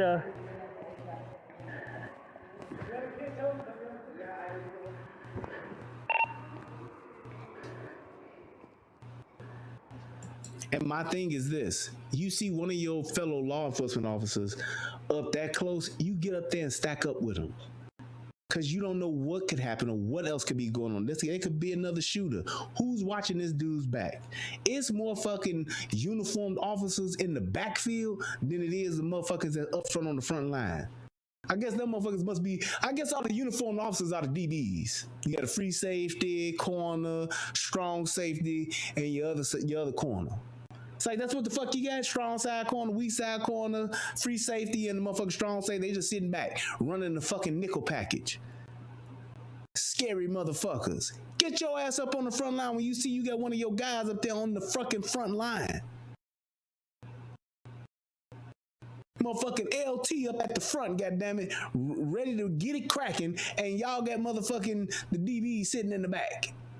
Y'all ain't even got no fucking linebackers. At least be a linebacker, motherfucker. They all the way in the back, in the dime package, in the prevent. That made no goddamn sense. Right, where the motherfucking Ray Lewis is at? Lawrence Taylor's? Where the motherfucking, the Mean Joe Greens and the motherfucking Reggie White's at? Y'all all should be like Reggie White, goddammit, the Purple People Eaters. All y'all need to be on the front line going to get it. The Michael Strahans. Everybody want to be Dion. Ain't that about a bitch? But that's pretty much the end of it. That was pretty much it. So we can just wrap it up from there. We coming right up on 2 hours. So it's like, anybody got any questions, put them in the chat and I'll answer real quick as I wrap up. But it's like, you got to look at it to where there's a playbook that needs to be ran, and it needs to be ran for a reason. They were lucky in this situation that there weren't a lot of people there, and she wasn't trained. This active shooter wasn't well trained, so you had an advantage. But you have to be ready for this, because you don't get a redo. You don't get a reset. You don't get to play the level over like you're on a goddamn video game. This is it. You only get one shot. Do not miss your chance to go. This opportunity comes once in a lifetime. You have to go out there and you gotta go get them. Because the other thing too is that you'll have remorse after you see this. Like my cousin was talking about earlier, them rewatching this. If that was me, if I was Laverne or Shirley watching this shit on the replay, I would be ashamed of myself. I would be sick to my stomach of me not reacting.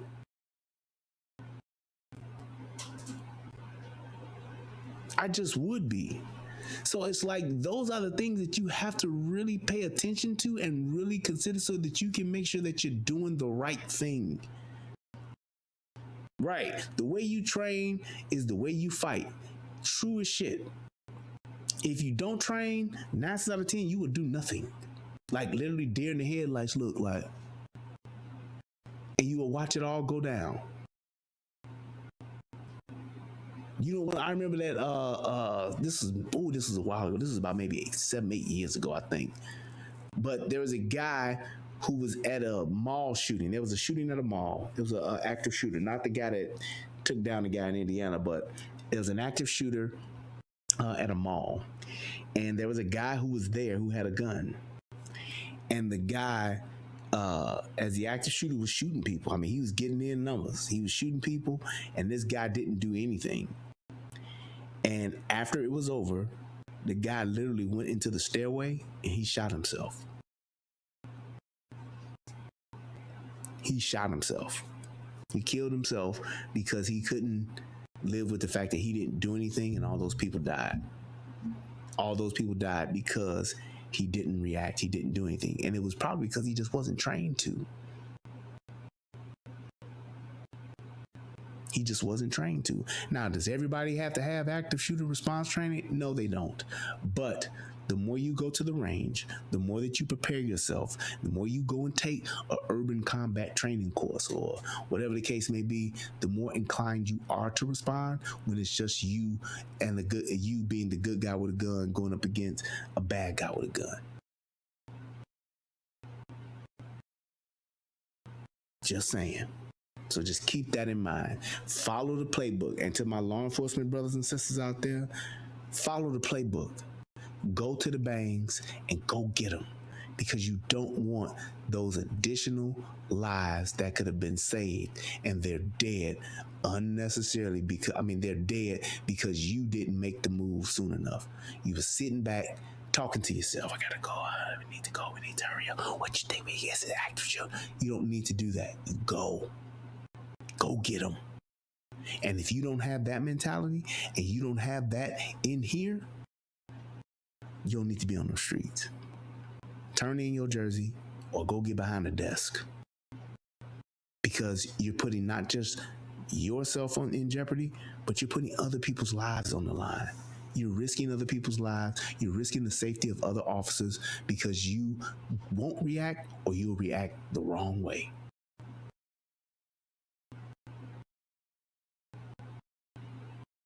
Just saying. You have to react, and you got to react fast. Go get them. That's just how this part goes. Just saying. So with that being said, I want to thank everybody for joining the show tonight. I'm glad I was able to do this.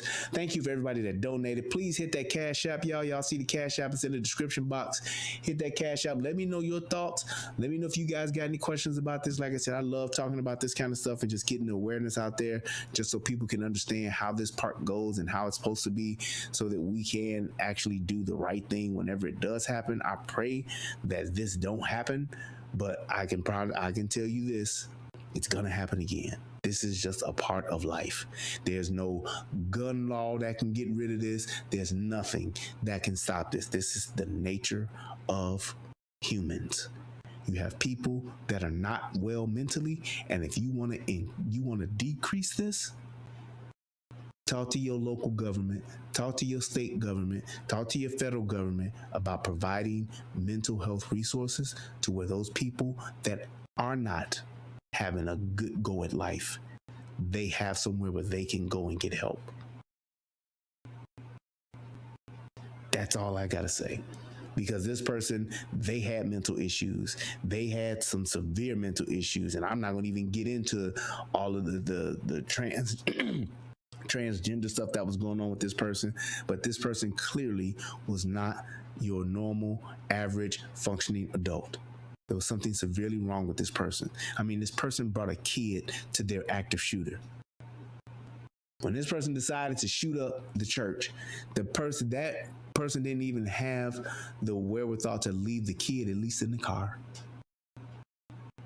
Nope, bring the kid with me. Just saying.